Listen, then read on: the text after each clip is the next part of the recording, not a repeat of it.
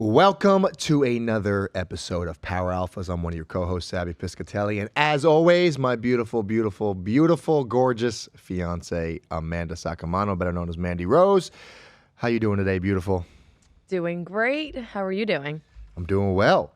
I can't believe we are almost done with January already. Oh my gosh. But time does fly. So hopefully everyone's staying true to their New Year's resolutions. Hopefully everybody's attacking the new year still strongly. Especially a month in, that's when people start to get a little tired and kind of get lazy. It's kind of like that. People usually make it through like January, and then it's like they start making excuses. Oh, Valentine's or this or that. So hopefully stay strong. But no, everything feels good. I'm excited for a new week, a new show. What about Speaking you, of babe? Valentine's Day, what are we doing for Valentine's Day? Actually, babe, we're actually flying. Put them on the spot. Well, I don't have any plans because I got an excuse.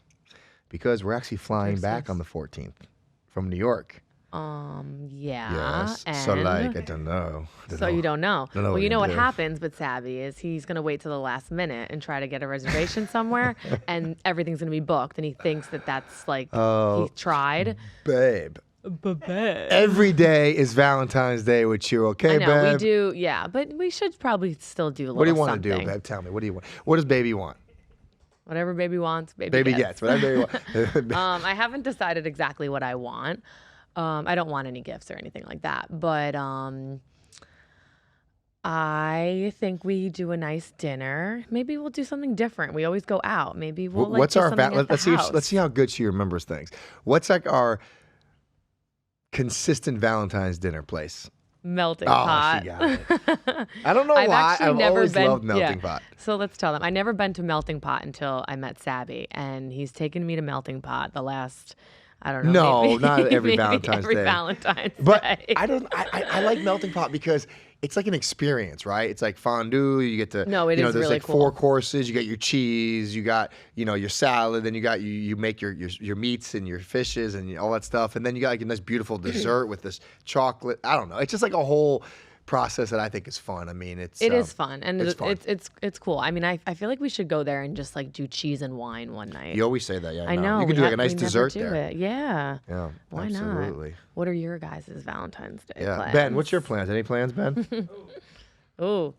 No My plans. plans? Nothing. No Nothing plans yet. I haven't found that lucky lady yet that gets to, Well, you will. I'll probably send some flowers to my mom and sister. I like that. There you go, that's Ben. That's sweet. a good one. See, good man right there. That's a great man. So, babe, I've really been enjoying like the Q&A, the questions that our fans have to ask on our podcast. So today, I know I was reading a lot of the comments and a lot of the questions, and I know a lot of people are very, very interested in the Mandy Rose life, transition, entrepreneurship, leaving WWE. Are you coming back to WWE? So I want to dive into this a little bit for these fans.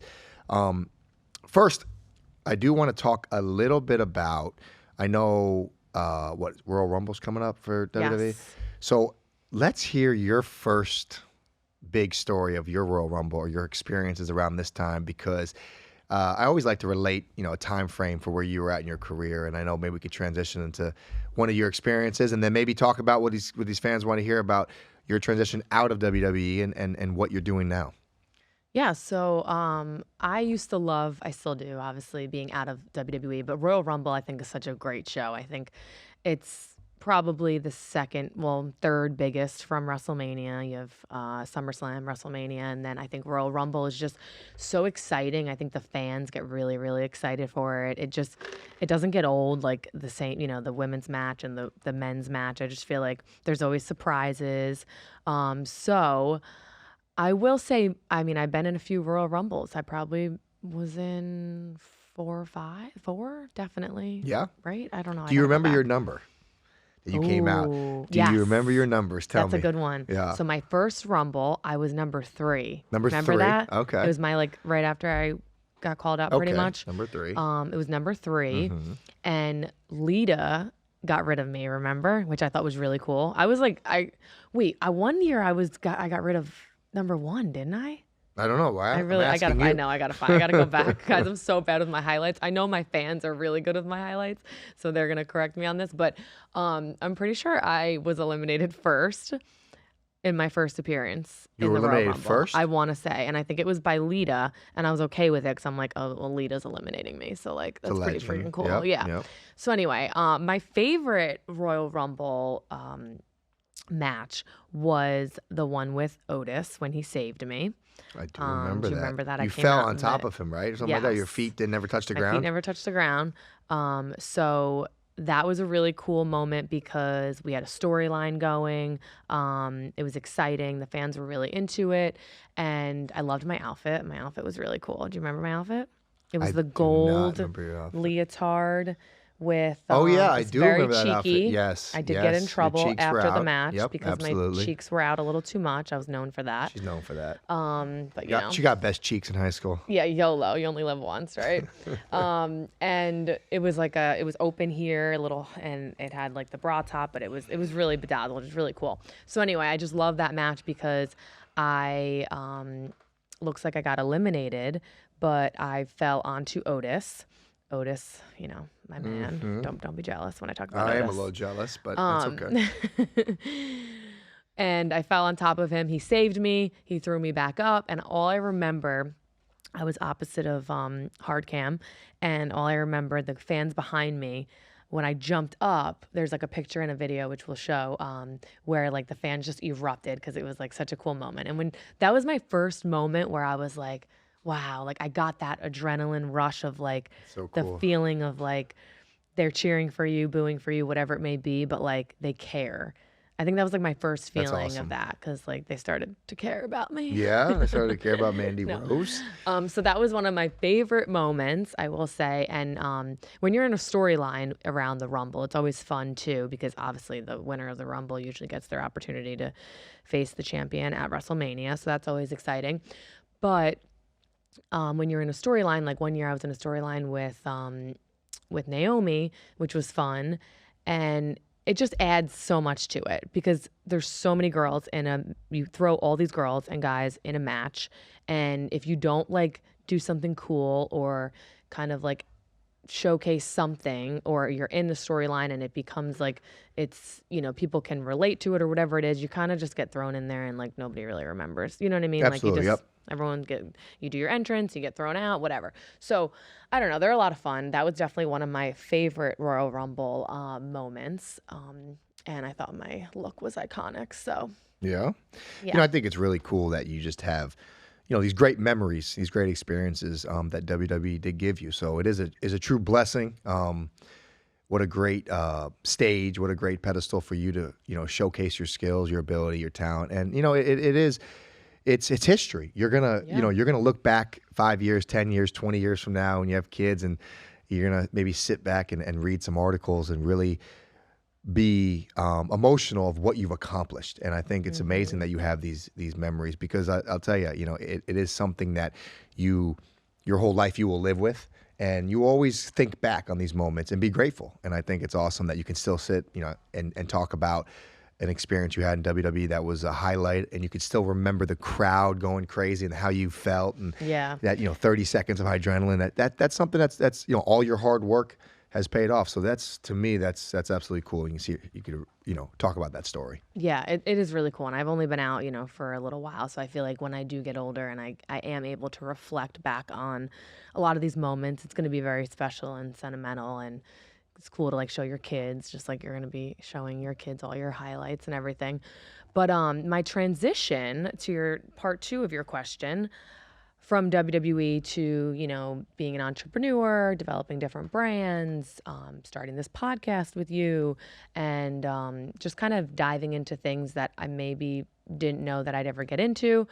I'd say my transition has been really cool, a lot of fun. I think I give kind of hope to a lot of the women and men out there that are in WWE and think that they're kind of pigeonholed and they think this is all they know, this is all they can do. What am I going to do when I get out of here? You know, I'm still young, so a lot of times they get out maybe, you know, depending on the age, but it's like, what can I do if I get out at 40 and that's all I know? Or or whatever it may be. And I know women usually have a like shorter shelf life than the men because they want to have children or whatnot. So for me, nothing was planned to stop my career at 32 when I did. But it's been a blessing with everything that I've gotten into, all the different businesses that I'm into, all the things that I've learned alongside you, the different investments that we do. I have a skincare line, which has been great. Starting this podcast has been really fun because now you and myself are able to really talk to people and inspire other people and kind of, talk about our experiences and what worked, maybe what didn't work for us. And it's kind of nice to like reflect for the both of us. I noticed like when I watch back, it's just cool because I think we've developed, way more chemistry now that we're even sitting here, and I don't know what number episode this is, but podcasts aren't easy. And I think everyone says, oh, anyone can start a podcast, but I don't think anyone can start a podcast. I think, it depends. We have a big background, the both of us, and different backgrounds. So this has been a lot of fun. And I just think like the sky's the limit, and there's so many other opportunities out there that I'm able to get into because of the brand and the platform that I built with the help of WWE, obviously. But, I was the main focus. Like I built that platform. And I came from a fitness background originally, and I had a big following from before WWE. So I think just growing that and kind of seeing and meeting different people too. I feel like networking is a big thing. Like you may not think so, but maybe going to an event or something, you may meet someone. Like I've met some cool people along the way, like the one lady Bonnie that I've met on the airplane. Yeah, sitting next to an airplane. Yeah, like you never know who you're going to run into. I met this amazing woman. It was right after my brother passed away, actually, which I think, was like a sign from my brother. She was in the middle seat and I was on the aisle, and we just started talking, and I'm a little shy at first. I don't really tell people what I do or what I've done and whatnot. I'm very humble. So she was just like chatting, and we were talking about a little bit until the end of the flight. We were flying from New York to Florida or vice versa. I forget which. She was explaining about her company and the biker shorts that I'm getting involved in. And, I didn't know at that moment that this could be a business opportunity for me. You just never know. You never know who you're going to meet. Who you're going to meet and who you run into. And I thought it was really cool. And we just connected, and she was oh my God, she's such a sweet woman. But like, she explained about her company, and then I told her who I was at the end of it, and she's like, wait a minute. She's like, I would love to have you as like a brand ambassador or a partner or whatever it may be. Let's chat. So one thing led to, the next. You just never know who you're going to run into. And I just feel like with good energy, and we talked about this in the last podcast, positive energy, like you can really run into some amazing people that could help you, or vice versa, you could help them. I think that's what life's all about. Well, I think that is, first of all, it's a great answer from every aspect, but even just to kind of piggyback on what you just said, that last comment is like, you never know who you're going to meet, and you never know who you're going to run into. But that's why I've always been a big advocate on always being in the best version of yourself, physically, mentally, because that energy does radiate. Right? That energy comes off differently when you walk into a room, or when you walk into an arena, or anything about those people. When you meet people that are very positive, hardworking, sacrifice, and they're dedicated to their craft, and they're trying to do good business and make more money and be successful, that energy kind of gravitates to each other. Yeah, right? Definitely. So like you said, you're on a plane, and I heard a man once say, when a man or even a woman walks into a room and their physical appearance is on point, they are telling so much about themselves already. Yes. Their work ethic, their routine, their sacrifice, like their a first commitment. impression. It's a first impression. But I think, like you said, your appearance is your first sign to somebody to maybe you guys can do business together, have a relationship together. But you said you never know who you're going to meet. Yeah. And I think it's awesome. I think you're right. You met someone on the plane that you're going to do business with, and it's going to be unbelievable. You just never know, and it's a good opportunity. And I do agree with that. Like, I think that's why we always kind of say, like, we don't get ready, we stay ready. Yep. Because we're staying ready for whatever. It's life. Yeah, for life. whatever comes our way. Like, for instance, when you weren't playing football anymore, you said that you were training just as hard because you always, wanted to get back in or whatever it may be. But then all of a sudden, WWE came around. Absolutely. Which was, you weren't expecting that call or that like someone was in the gym that saw you, right? Yeah. Or so it's just like And there you go. So as a perfect example of, I was training every day to get back in the NFL, which never happened. And then because I was such in good shape and because I took care of myself at an elite level, they were like, man, this kid could be, a WWE superstar one day. So it just, it segued me into another opportunity. But I think that's life in general. For sure, right? with anything. You go out, you meet people, you shake hands, you take care of yourself, you're mentally sharp, you're physically sharp. It will just naturally gravitate to people that could help you or you could help them. And even, you just said something about enjoying this podcast. I was actually talking to Ben earlier before you got in here. I'm 40, you're 33. We've both been very successful and we both failed on some high levels. And I think I was telling Ben earlier, I said, I love this podcast from the aspect of I could kind of give advice from my failures, give advice from my success stories, but also give advice from people that taught me so much, that were way more successful than me, that were way more, savvy in business, or people that, guys like Ray Lewis, who were one of the greatest of all time. So I guess the point I was telling Ben is when you see people talk negative about our comments, it's like, we're just trying to give back what we learned and what we've grown from. Yeah. And I think a podcast like this, that's why I want this podcast to be relatable. I want this podcast to be motivational. And that's why we want to hear your questions and your comments, because we can learn stuff from you guys as well. Yeah. And I think being humble is the first step to growing, because you always want to be better than you were yesterday. It's only you versus you. Yes. So I agree. And it is great answer, by the way, babe. It is very important in that aspect too, because we're learning as well. No one's perfect, and you said it best. So, yeah. Well, I'm excited, babe, for you. Oh yeah, All these I'm very memories. excited. All these memories and my transition, and yeah. I'm just always I'm very open to other opportunities too. You never know what may come knocking on your door or whatever it may be. So yeah, the transition has been really great. I'm blessed. You are Thank God blessed, every babe. day. You are very blessed. So we had a few questions today. We also, the email thing that we're going to be doing, like the fan email, we have a couple emails from those, and I'm going to shout you guys out. So if you are interested, don't forget to send an email to poweralphaspodcast@gmail.com. Anything you want to say, a statement, a question, how you hate us, whatever if you want to hear a topic or opinion on matter. something, or you want to get other people's opinions, how Sabby's hair is looking today, whatever. I got a haircut. I know, now, it looks babe, good. okay? Whatever you want to say, you can email us. You want a little shout out, I'll be shouting those out. So two of the ones we got today, actually, here's the first one. Hey, Mandy and Sabby. My name is Ricky, and I have been a big fan of Mandy's for years, and now a big fan of Sabby's as well. Oh, wow. I'm loving the podcast, and when I heard you asking for questions, I'd submit mine. I've been with my girlfriend for just a little over a year now, a little over a year, and now that the honeymoon phase is going away, we of course get into arguments here and there. You all present a very healthy relationship online, and it's very admirable. But I want to know, when things get tough or you have a fight or disagreement, how do you all deal with it? Also, is there a way to keep the honeymoon phase alive the longer you are in a relationship? Wow, what a great question. It's a great question. First of all, I just want you guys to know we look like we get along really great here, but there's times where I want to.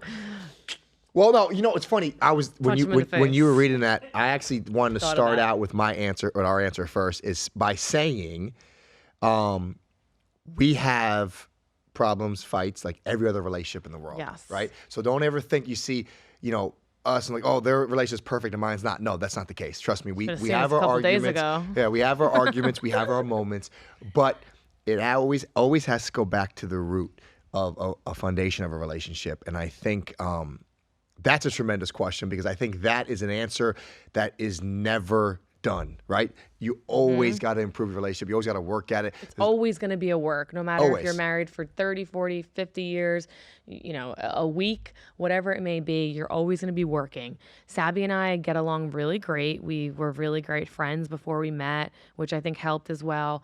But we also have very similar personalities, which sometimes clash. We are both very alpha, as the name, power alphas. But we are also very stubborn as well, a little bit, I would say. Yeah, she doesn't know how to submit. No, you don't know how to submit. Bullshit. Yeah, okay. I'm the one that First of all- apologizes like 90% of the time the next morning. So, Okay, yeah, he apologizes because he was the one that was wrong, and he no, knows he was that's wrong. not true at all. So But what happens is we sometimes will clash, and I'm not your average woman that and I don't know, maybe I shouldn't say average, but I'm not the kind of woman that is a pushover. I grew up with a lot of men around me, 3 older brothers, my dad. I didn't take shit. Like, I don't care that you're a man. I don't care. Like, I don't take shit. I'm not your typical, like, oh my gosh, let me, lick your toes, like wipe your toes. ass. I don't do that. Sabby knows I don't do that. I'm a little tough. I'm a little rough around the edges sometimes. Basically, because she grew up with 3 Yeah. Italian older brothers, she always And I thought used she to had beat to the stick shit out up of for them. herself, and she always thinks she has to. Well, and I did. And you did. I always had to stick up for myself. My brothers went through a phase where they were mean. Like we would be at the dining room table, and I'm very emotional, actually, also on the flip side. So, and I always have been. I'm a Cancer.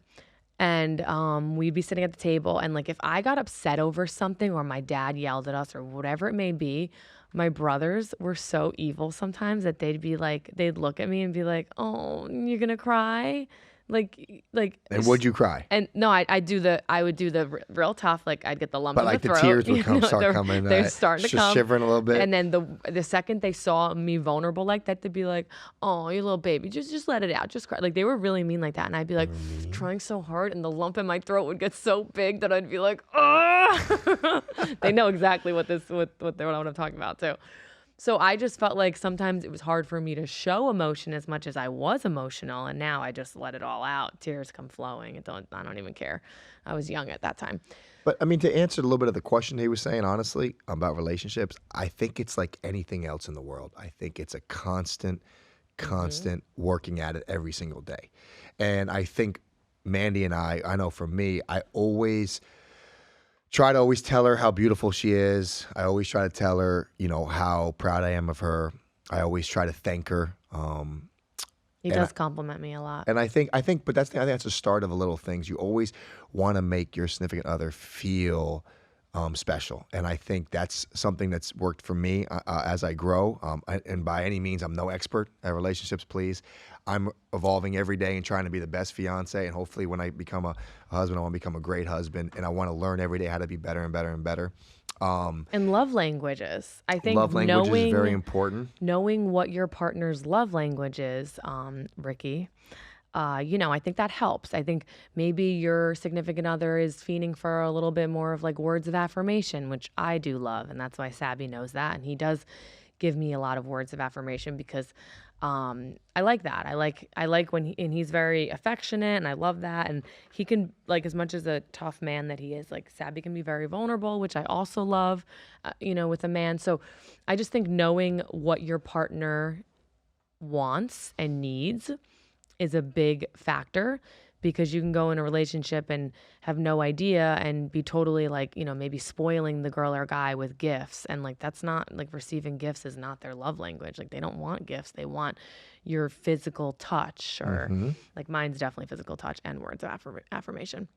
But like, I feel like that's a big part of it too. And to answer the other part of your question, obviously honeymoon phase, we all know that could be a real thing. But I think we talked about this in the last podcast, where keeping it spicy and switching it up and making sure you guys focus on you two as the foundation of the relationship, and not get too caught up, whether it's children or sports or whatever it may be, doing that one thing a week with the two of you that you both enjoy, not just what your significant other enjoys, or vice versa. I think too, talk about the honeymoon phase, I know worked for us in the future, in the past, is sometimes you need to just disconnect from the real world, and maybe for a weekend go on vacation, just you two, go to a nice island, And what that does is it just kind of rekindles that love language. It kind of, you kind of shut the world off for like a day or two. You could have, a great dinner. You guys can get very affectionate. You're by yourself. You're in a different element. You're out of your everyday routine. So you're not caught up in the busyness of life. It's kind of just you two for a weekend. And I know for me and you, Mandy, I actually, when we were even going through a couple things early in our relationship, we would go on a little vacation. And just, we would do cardio 3-4 times a day. You know what I'm saying? If you guys know what I mean by cardio. But no, but I think it was, I remember personally when we would go on vacation together, it would just be us and we go to a beach or some resort and it would just be very exclusive and it would just be us. It'd be our time to kind of reconnect. Yeah. Physically, sexually, and mentally. Yeah, it's different. But I think the change is a different environment. It's not in your routine of home. And I think it spices it back up. So if one recommendation maybe is to get that honeymoon phase back, is go on a little vacation, plan a nice little vacation. It doesn't have to be done crazy. Be a crazy trip. Yeah, just a little something. You can go get in the car and drive somewhere and stay in a hotel even or somewhere like, nothing fancy. Maybe go on a retreat, like whatever it may be. But I think that is a good one to kind of to change the scenery. I like that. And I do like you need to really find out your significant other's love language. I think that's very, very, very important. I think Mandy made a good point. Yes. And also you're going to have arguments and you're going to fight. It's only normal. I've never met a couple that didn't fight. Or, they're weird if they don't. We fought like twice this weekend. Yeah, She was mean to me. No, you were mean to me. She actually went to the guest room, tried to be all tough. And then like an hour later, I hear her come back in the room. I totally went to the guest room because he annoyed me so much. I took my dog and I was like, we're leaving. And I went in the guest room and then 2 hours later, I wake up with like sweat dripping down me. It was so hot in that room because I didn't have that 8 sleep. Yeah, we're obsessed with our 8 sleep. We have an 8 sleep on our master bedroom. I think cooling. It's unbelievable. If you guys don't know what it is, it's like a cooling pad. Oh, so good. And it's amazing. You can have your side separate from your significant other. So we're heat boxes when we sleep. So we get really hot. So yours is on like -9. Mine's like -6. And you just sleep so amazing. No, it really is. Shout out to Sleep Aid if you don't have one. Oh my God. Yeah. It really is unbelievable. Okay, next question that we got, or email, I should say. Hi, Power Alphas. Love listening to the pod. Mandy, you are such an inspiration to me. I have a wrestling question. How did you prep for matches? Also, what is real and what is fake? Oh. Being a viewer, we always know everything isn't 100% real, but let me in on the secrets. Lisa. Well, Lisa, I wonder if this is the Lisa that I know. Might be. Can't tell you all the secrets, Lisa. That's kayfabe, but I will give you a little scoop. So first question, well, thank you for that. I'm an inspiration to you. I really appreciate that. And also, how did I prep for my matches? So it's kind of messed up because every time before my match, I don't know if you felt this, but I always felt like I was rushing. Like it was like figuring last minute things or changes and when you get to Raw or SmackDown, timing is always like the time's always changing. Things are always just moving around up until like the last minute before you go out. And for women, you have hair and makeup. So you have all these women trying to get in hair and makeup and there's only so much, time and makeup artists to get it done. So it's like quick, and you're making sure your gear is good, tan, oil, all that. So there's so many things of like physical appearance that like mentally you need to get your mind right. Mm-hmm. But there were so many times where I mentally was probably not prepared because I was so focused on how I was going to look or what, if you have a promo, forget about it. You're memorizing lines, you're making sure, you got it memorized and a promo plus a match. Like there are so many things going through your head that like it's hard and you only get better through time and reps and all that. So I would say I would try to prep, make sure I'm physically ready. This way I feel good and then mentally get prepared. Like for instance, before my matches, I'd probably do like 20 push-ups. It was like a weird number. Just like, I think it was 20 I would do, get a little pump, have to go to the bathroom like 17 times. I don't know what that is.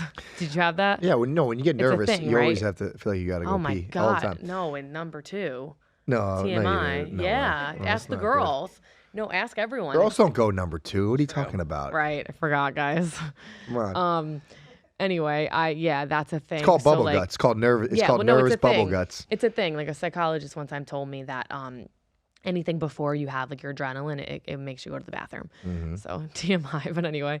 So yeah, and then it would just be mentally getting your mind right and ready. And the second, my music hit, it was just like, I just always clicked in. Like I was always like, as much as maybe I was running around and I didn't feel confident, and obviously it showed in certain matches and certain promos, like you could tell when you're not ready or mentally prepared or didn't have enough time, it shows. And yeah, but like once my music hit, I was just always like, sink or swim. You just got to go out there and you got to do it. Yeah, you were in character. That was your cue to be in your character, and everything goes smooth. And you just had to do it. Like you had no choice. So, and mistakes happen. So it is what it is, right? And so to answer your second part of your question, it's sports entertainment. And obviously, we train really hard to get to where we are on, Monday Night Raw or Tuesday Night Smack or Friday Night SmackDown. And you have to prepare yourself a lot, and you have to trust your opponent and trust your partners and train, a few years to even get to that point. So, injuries are real. There's so many real things to it that like you see these people, doing crazy things. I didn't do a lot of crazy things off top ropes and stuff. I'd rather stay level. And there's just a lot of things involved, but it's sports entertainment. We're entertaining you guys.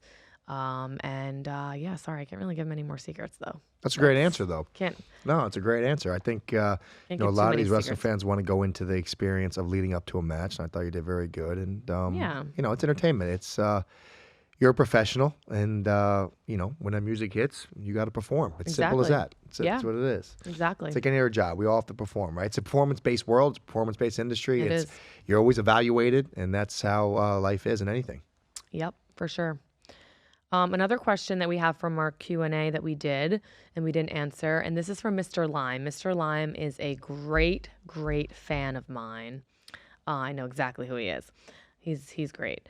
Mr. Lime said, since both of you have left wrestling, what's the single biggest change in your workout habits? That's a great question. Mr. Piscitelli, why don't you answer that first? In our workout habits or? Habits. Workout habits. Or routine. That's a great question.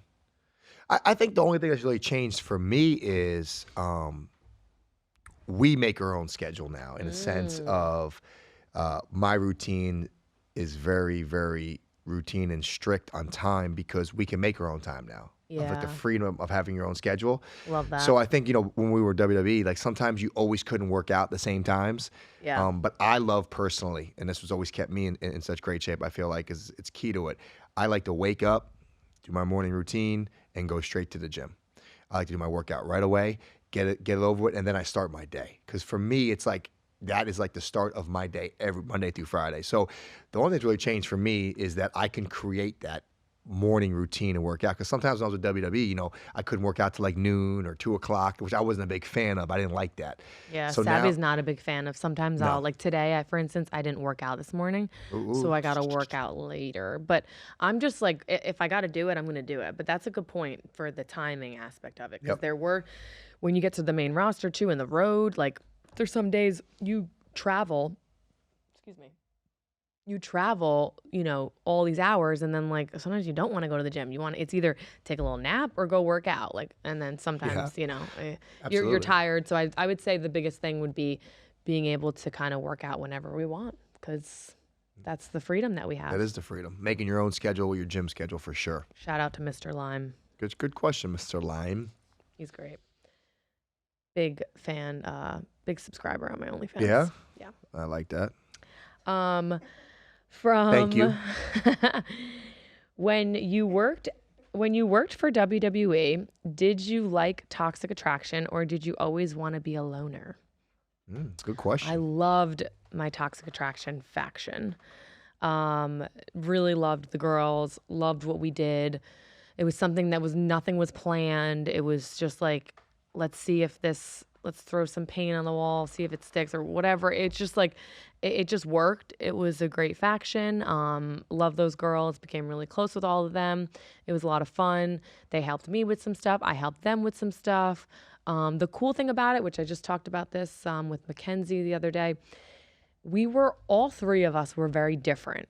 And I like the fact that we didn't get like matching gear. We all still kind of stayed with our own look. We might have matched with colors and stuff, but like, everyone feels comfortable in their own style of gear. So like, I'm not going to go put a different style of gear on because my partner likes that gear. You know what I mean? Like, so we stayed true to ourselves, but we had this, like, we just meshed when we came out. Like even Mackenzie was saying, it's like when the music hit and we just came out, like we all did our own thing, but like we just meshed as a group. So I do love my Toxic Attraction girls, and yes, had a great time with them. Well, I think that's what's special about that industry, that art of performing, that art of entertaining, is it's unique to see what personalities and characters will clash or will mesh really good together. Yep. And I think, like you just said, the reason why Toxic Attraction was probably the biggest faction of NXT history, if not one of the biggest ones, especially for the female department. Yeah. I think it was, like you said, it's just, and what's beautiful about that, there's no exact science to that. No. Like, you don't know if it's going to can't, stick or not exactly. stick, right? And you guys, like you said, you complement each other very well. It was 3 different personalities.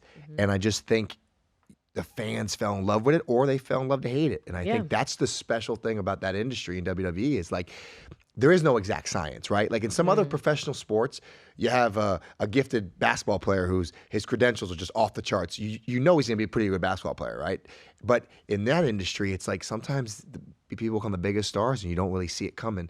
It's how you connect and the way the kind of personalities mesh, especially in groups. So yeah, I think it is. I think it was really subjective. fun to watch that. It was fun because you know obviously you helped them really kind of catapult their careers, and you were such like a little mentor. And I think they still look up to you, which I think is really cool. And I think you giving back like that and kind of humbling yourself also created one of the biggest stages for you. Yes, for sure. Me kind of humbling myself and going and back and doing what I did, I think definitely even put me on that that catapult to where I was. And also, you make a good point. That is WWE. And I think it's the same description of like, you either have it or you don't.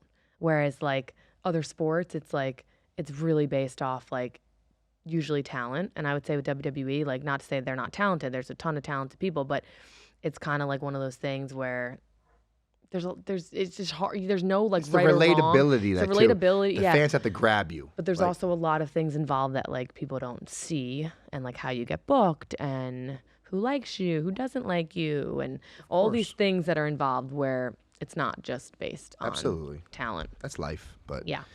that is life. Next question. Sabby, I think you might have said this in the last podcast. Did we talk about this? Yeah, I think you did. Maybe I'll skip it. Who do you think's gonna win the Super Bowl? Yeah, we talked about it a little bit. Maybe after. Okay.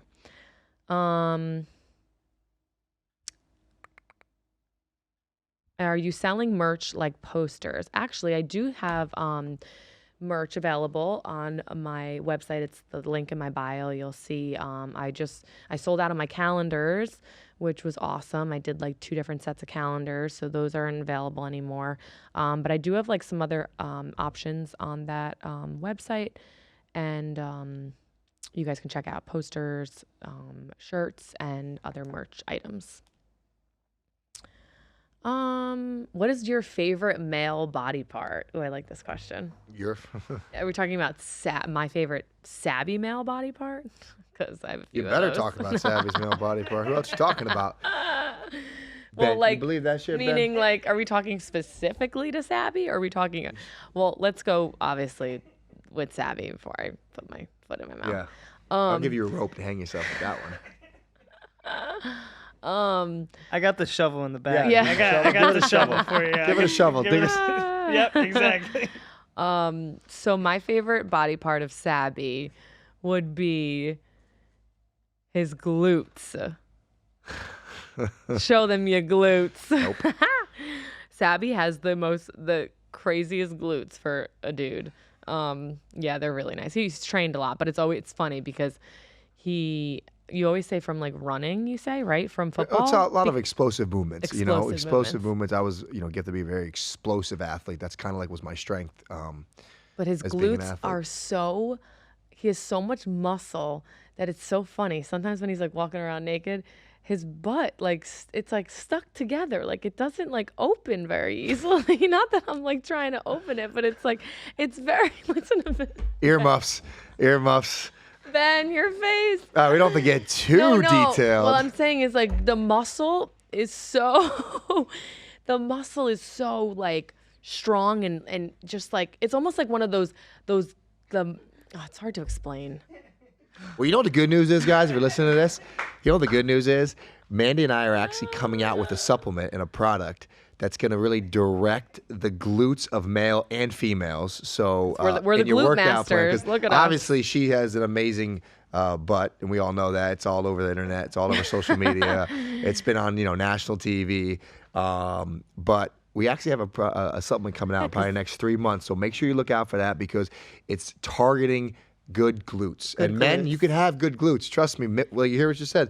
Women love a man with a nice buttocks. All right? Yes, nice buttocks. Nice and buttocks. you guys, that is a good point because I think like a lot of men don't want to train their glutes because they think it's like weird or whatever, or like legs. You're training legs and glutes, but like Sabby's like glute ham tie, like his like. Like that. It's just, everything is just, it's great. It's really great. So guys, if you're listening Great glutes. and you want to turn on a new female, like get excited, Work out get your your ass. glutes and get your hamstrings good and wear some tight jeans. Okay? I like a nice ass on a guy, I love that. There you go. I Well, like a nice ass on you. No, yeah, on me. What do you sorry, mean, guys? Sorry, you know what I mean. Ben, get the shovel. I was speaking for the Get the people shovel, Ben. out there.